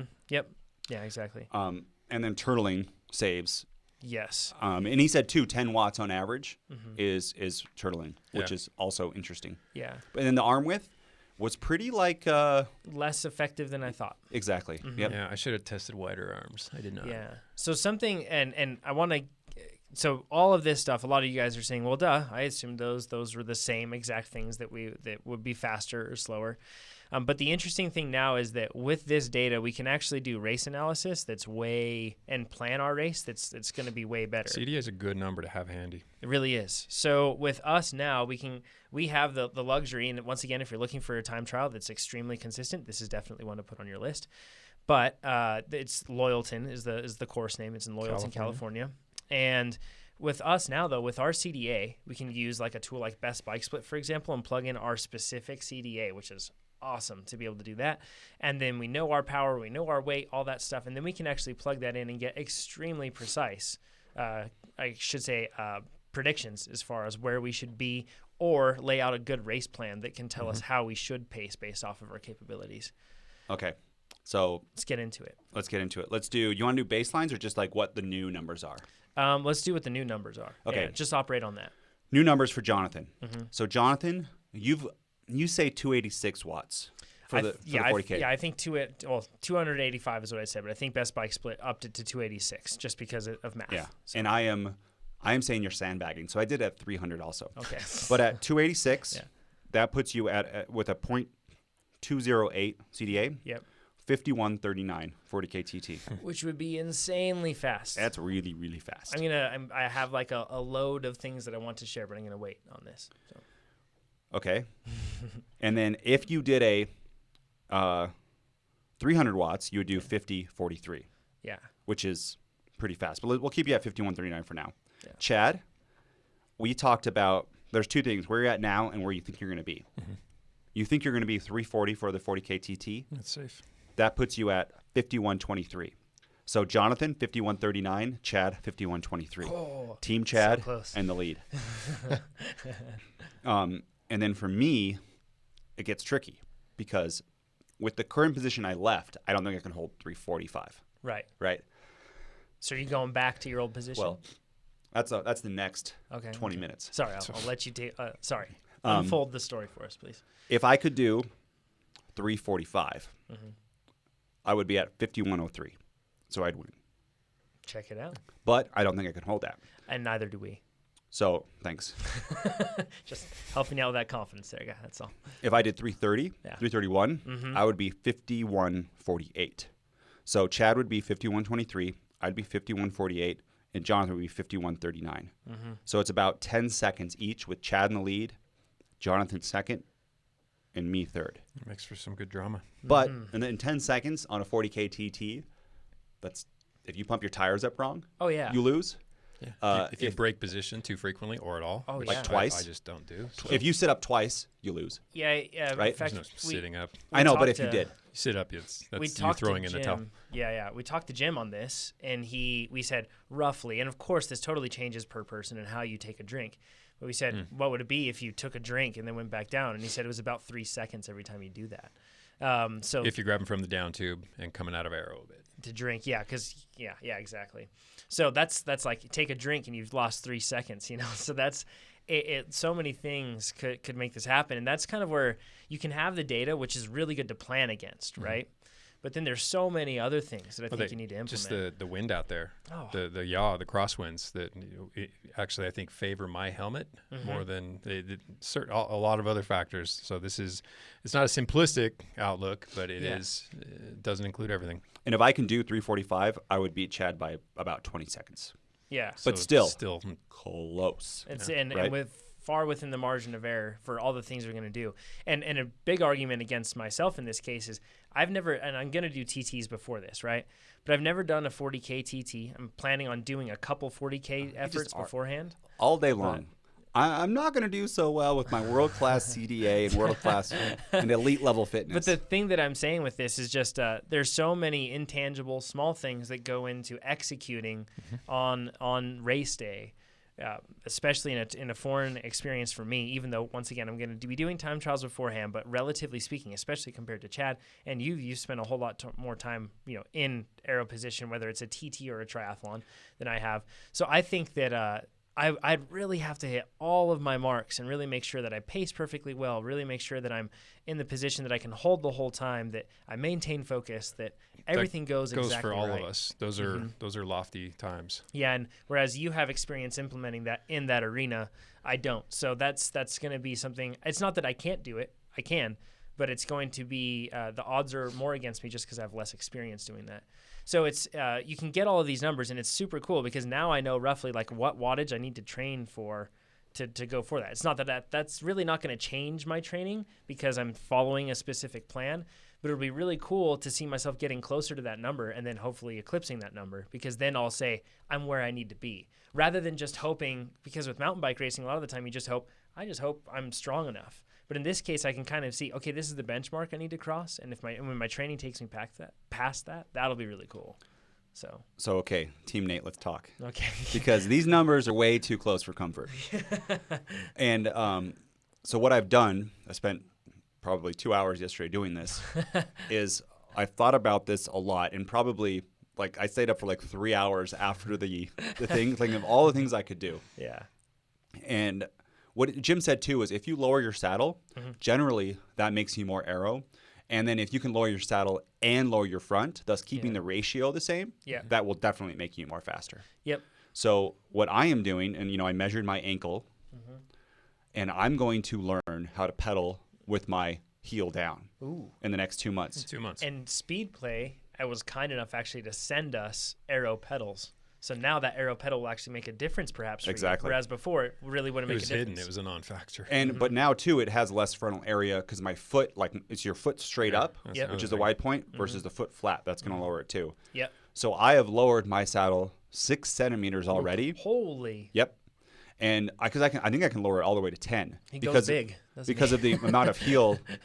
Because you could see in the video, Oh, yeah. my heels were pointed, right? Or your like, toes are pointed. I look heels like are a up. ballerina. Yeah. Yeah, toes are Yeah, pointed. see, you say there's power in that. It works for you. It's one of those things like any high-level rider who says, well, it works for me. I'm fast. I'm world tour level. Doesn't mean you don't have room for improvement. Exactly, right? Doesn't mean I don't have room for improvement. Yeah, you've trained yourself to be efficient as such, but Yep. you can train yourself to be efficient differently. That's what we're going to bet on, Yeah. right? So I'm not doing the day before the race. Yeah.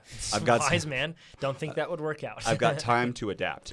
Yeah, I caution that even 2 months isn't I enough know. time to adapt. But give it a 6 shot. months ago, I wish like this Yeah. is if this was November, I'd be like, this is my plan. But Yeah. I'm gonna try. Sure. The other problem is I couldn't put I need to move my elbows out farther. But if I move my elbows out farther with my pads, I would have nothing in the air to grab to because I have long forearms. And that is where the UCI is screwing me because they're 190, I'm 198 centimeters. There needs 185, isn't it? no for they're height. saying the height exemption is for people that are 190. Oh, I got you. You're 198. Yeah, exactly. So So they have you're no well rules above for it. me. And if you're like 6'8" or 6'9", I don't know what you do. Pick Yeah. a different sport. Yeah. Well, Different discipline Yeah. anyway. Yeah. I just don't race UCI. Yeah, Nate, just pick a different Yeah. sport. Yeah. Yeah, race triathlon. We're gonna start. Okay, TrainerRoad. Listen, weightlifting road. Yeah. Okay, and then so what that does is I want to like put myself back a little bit. Okay. So I went down and I moved my cleats forward on my speed play pedals, Okay. probably a centimeter. To make it easier to drop your heels. Actually, that was so it would push me all the way back, so I would reach out farther, and my neck wouldn't hurt so much. Because Cool. if you can't hold your position, there is no point in being in that position, Comfort right? first. I'll say it Exactly again. Where's that position your spindle now relative to your foot? I don't know. It's probably more underneath the ball of my foot now. Yeah. So it's not Rubber. bad. Yeah. It's not like you're. It's on my toe. Yeah. It's not, yeah. Exactly. So then I did pets it yesterday because we were pretty cooked too from all the travel and tired and all that kind of stuff. But my idea, Team Nate, is if I'm down 6 in the back Yeah. or more, Yeah. I can go down in the front 3, still feel better with my neck. Yeah. And I've also pushed back a little bit, which stretches me out, which makes me more aero. That there is probably going to save me 10 watts. So you know what I mean? So the big question is if Nate can put out the power that he needs to in this position. Exactly. And then the other thing I'm doing is I'm going to have a bridge. Mm-hmm. And I could never test the hands together because my bars were too wide. Yeah. And you guys would say hands together, and there was just You couldn't do it. I would die. Yeah. So basically, and this is a good takeaway for other people. If I can train myself to be able to put out power with the heel dropped, my like effective saddle should be the same, Yeah. right? Because my leg is extending the same amount. Yes. It's just the heel flexation. I have to concentrate on it. It's gonna be tough. But I can be more aero in the front, and I might even be able to be slammed in the front. And the thing that I want, so here's the question, is should I go back and retest if I can, like, let's say in a month's time, I'm like, hey, my power keeps coming up. This is working. Yeah. Should I retest this position to try little changes Yes. at that? Okay, cool. I think so. You too, Chad? Yeah, do it. Because it's a huge change, right? And Jim said too, you know, so I'm pretty much scrapping, but we're assuming if I come down, I'm going to be faster, right? Yeah. And I think it Yeah. is, That's a fair as assumption. long as I can put out power. He's gonna need all the help he can get. Well, right now, we can give- That's a given. We We can know give this. we can give it to him. You know. Yeah. so I'm going to come back here and put in a 0.22 CDA Yeah.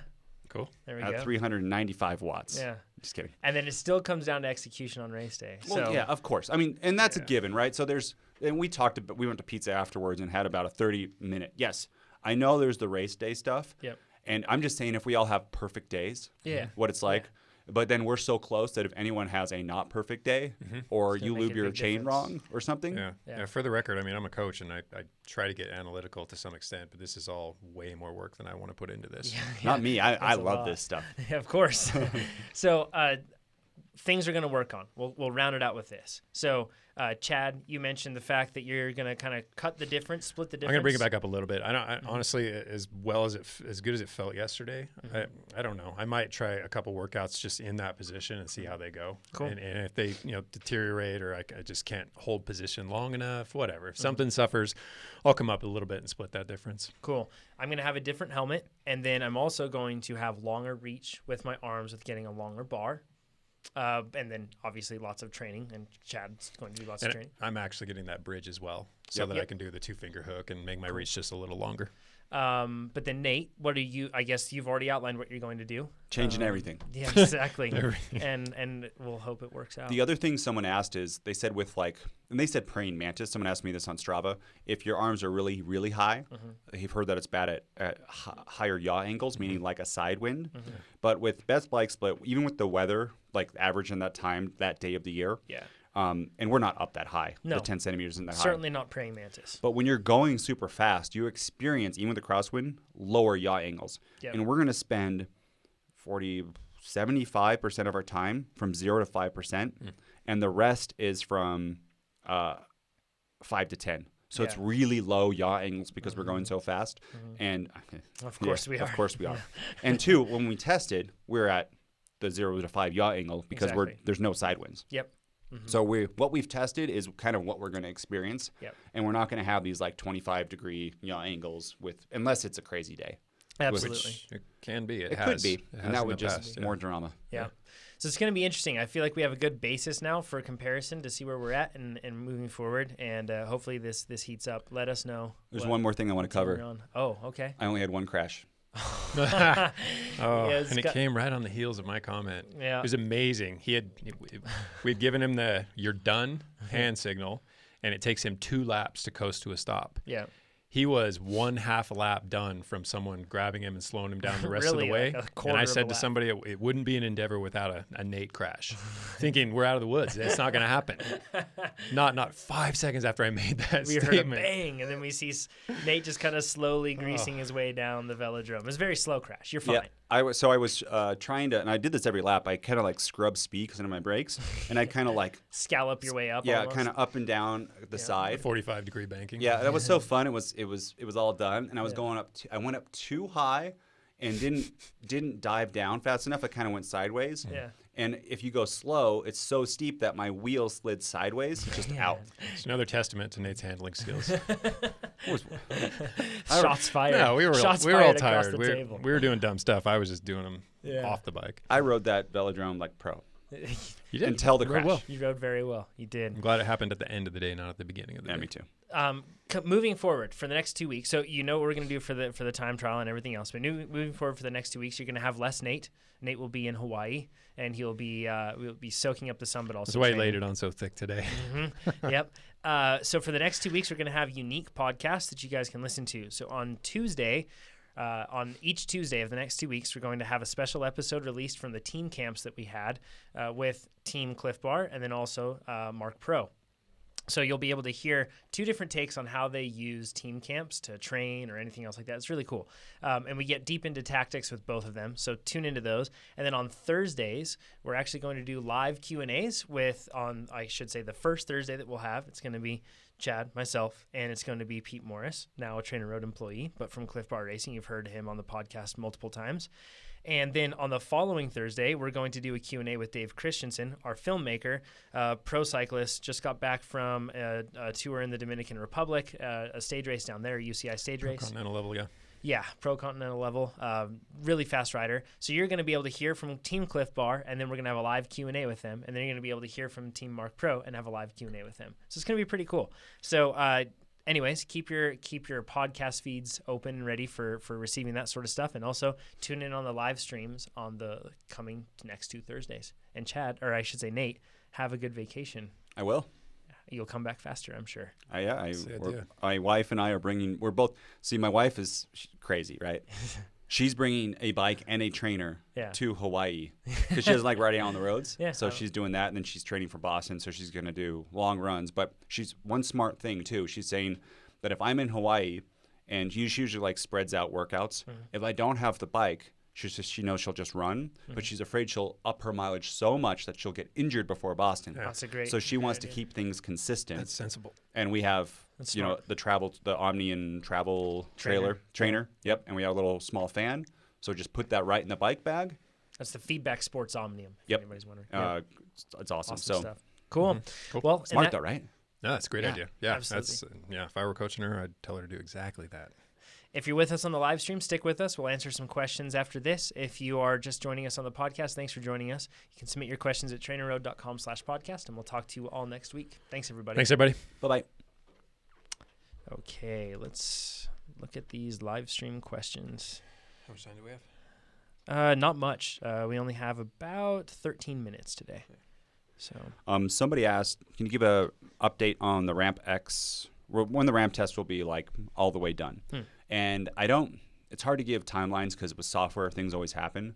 But basically, it's in testing right now. So it works Soon? in sign. Yep. Well, Ish. don't give. Soonish. Okay. Someone says, just a heads up, we can only see Jonathan. Huh. You might be Lucky zoomed you. in too much on your phone. We can see the live stream shows everything, but sometimes if you double tap on your phone, it can zoom in a little much, and that might be the case. Oh, someone else says, why not eat the Girl Scout cookies mid-workout to fuel the late intervals?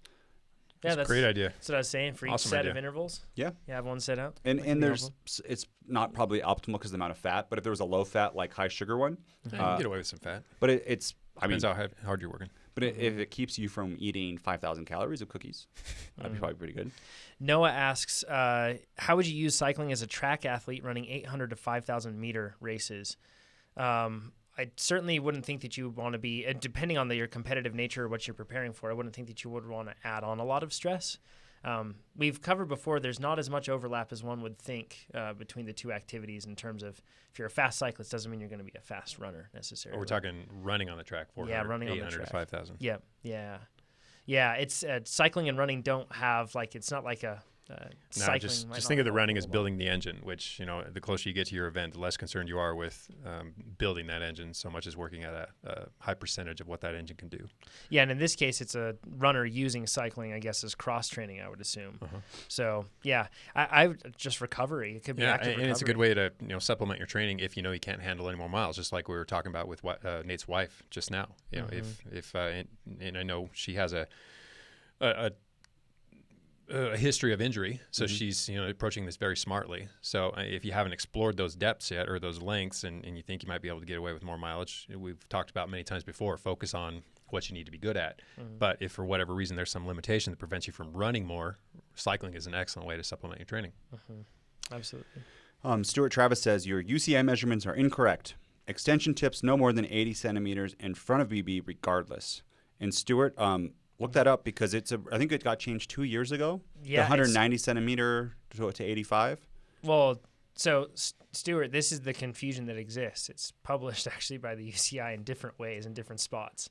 Whether it just hasn't been updated or whether a decision has actually been made, there's actually not a whole lot of clarity. However, Jim was able to verify, and he works with UCI Pro Teams, so I would just assume. recently, a few pro teams left the velodrome after being fitted and tested by him. So I would assume that that's the one that he was operating. I was actually under your assumption as well, in this case, Stuart, I believe.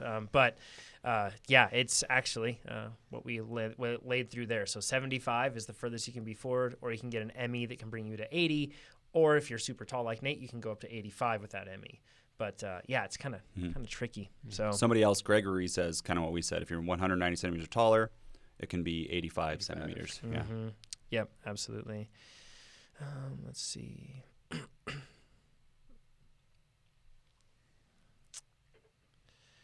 did I do?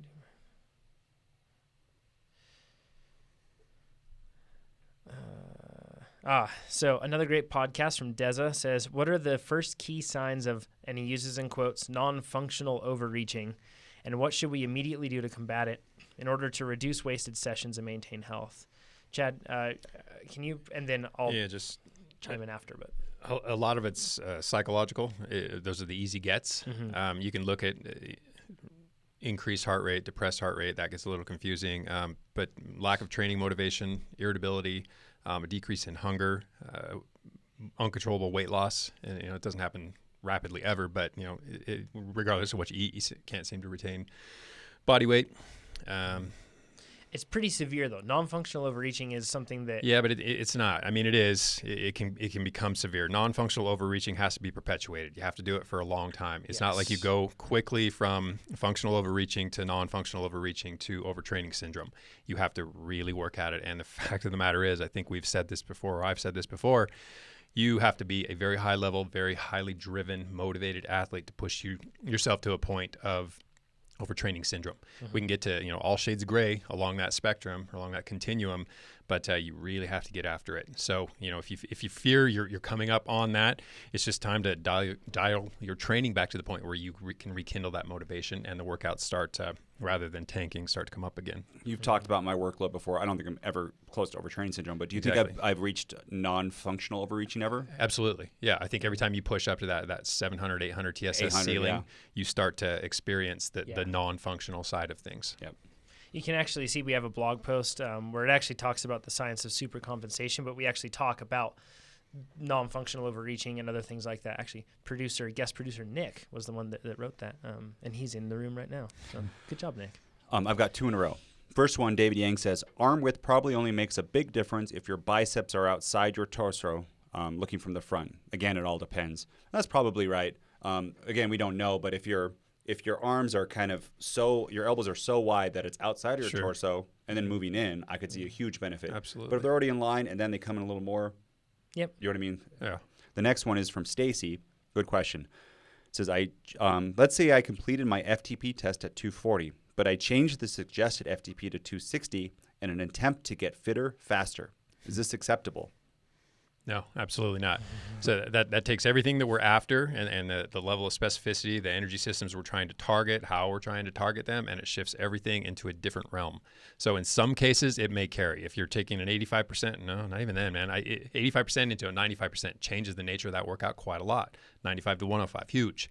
And I know we're not talking percentages here. We're only talking 20 watts, which is 5%. So you might be able to get away with it with some workouts, but for the most part, you're making the workout something that is not intended to be. I think people again, we've talked about this the last time, but you do 0.85 for an hour and you're like, well, I can do it 20 watts higher because it is achievable 20 watts higher. But then that's actually a threshold or a little super threshold workout. You're chasing watts and you're losing sight of the adaptation, which is what you're actually after. Yep. Yeah, that's and a great it's hard point. to then stay consistent, and then when you try to go to like 105%, and it's like, this is impossible. I can't do it. Eventually, that will stop working. A question if it works at all. Specific to Chad. Coach Chad, do you use prescription glasses or contacts with normal sunglasses when riding? That I have a pair of prescriptions, which means you're married to a particular sunglasses, and if your sponsor changes, if you happen to be sponsored, that's problematic. And the contact lenses, I just don't have all that many problems with them. So yeah, contact lenses 99.9% of the time with any sunglasses, and I've got a lot of them to choose. Yeah. You don't even have glasses on it. So I used to have contacts, and they were horrible with allergies and stuff, and I get like that thick protein on them. Yeah. But I got LASIK. Amazing. Yeah. Awesome. Yeah, Chad, you should get LASIK. Yeah, I've kicked the idea around. It's easy. Kind of scary. Guys cutting into your eyes. It's expensive and it's not guaranteed, but I'll probably do it someday. Jared asks, will we have special run of TrainerRoad Team Nate t-shirts for the TT Challenge? Jared, I like the way you think. He's rallying troops with swag. Oh, man. From Stacy has another question. Oh, man, here's another doozy. I was recently told the difference between the pros and amateurs is how well they recover. How do you recover well? Oh, I think there's a lot of truth to that. That's one of them. And it's not. It comes down to. Let me jump in real quick. Please. It comes down to how well your body can recover and how well you address your recovery. So two sides of that. Yeah, I think that. So granted, there are a lot of differences between me and a pro cyclist, and recovery is not the only one. Not your CDA. So, oh gosh, here we go. But he's better than most pros. But people chase that figure. Yeah. Okay, I'm world class. I get it. So, but in this case, I think that I do think there's a lot of truth to that, and I think that a simplified life if a pro cyclist can have one, and what I mean by that is that it is just purely focused around cycling, can allow a lot of room for recovery. Now, what you do with that is a totally different matter, and how you actually do that, and then, you know, what state your body is in so that it can recover well. Yeah, I think so. But one thing that I always try to look at is, I used to just look at training stress and just that, but ever since of really having a child too, I've really had to look at just stress overall in my life and kind of weigh that into the equation, so to speak. If I have a lot of stress, I make sure that I am not working too hard, because for me, it's actually pretty hard to control my recovery. Like when you have kids, especially, it's just, you know, you have to run around and do everything else. I can't just do a long ride and come home and hang out on the couch. Like, I have to take my son to the park and do all that stuff. So I guess kind of a frustration. It's frustrating, but I actually adjust my training more than I do my recovery, because my recovery isn't controllable. Yeah. The things that helpful, but the things that I have like in my control mostly, one, nutrition, so I can try to eat as well as I can, and two, just going to bed early. Like, if the kids are down, it's kind of a free time to go to bed early and get the sleep. No, you nailed it. I mean, there's 4 things. I see this. There's 4 components, and they're the only ones that matter. And it's hydration and nutrition. You can lump those together and make it 3 things if you want: sleep and stress management. That's it. Those let's say 3 things. Chase those before you concern yourself with all those extra bells and whistles, the compression wear, I don't even need to elaborate, all the extra little things that people utilize before they've addressed things that really matter. Here's a pro tip for your marriage or relationship is, as you guys probably know, I can get pretty specific about details. Yes. And same with nutrition. But I've learned over the years I can control my breakfast and my lunch pretty well, especially at work. Like, at work, I can do it really well. I see where you're going with this. But when you get home and your partner has made or cooked a meal. No, I just need a kale salad. There is, tweaking the meal of, this could be whole wheat, or this could change.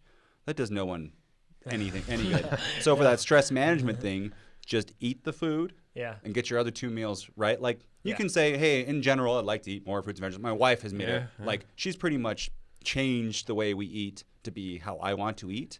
But I am so detailed oriented, I can get really deep, but that doesn't. Don't do that with your partner. Along the same lines. I mean, my nutrition suffers because of my beer intake, but that weighs on the side of my stress management. So there might be a little give and take within those things. And just like the cookies before. Yeah. Right. Yep. Full circle, Nate. That was fantastic. Just well done. But I mean, just don't be like, I'm not going to eat this because of blah. That's just your stress is going to go way up, and no one's going to like it, and it probably won't make that big of a difference. Yeah, absolutely not. Well, thanks everybody for joining us this week. Once again, get ready for the special episodes next week, and bring your questions, because it's going to be Q&A time. So everything about crit racing and tactics and everything else, Cliff Bar or nutrition even, because Pete he studied nutrition in college. So Pete Morris, he'll be our guest next Thursday, and then keep an eye out next Tuesday for the special episode with Team Cliff Bar.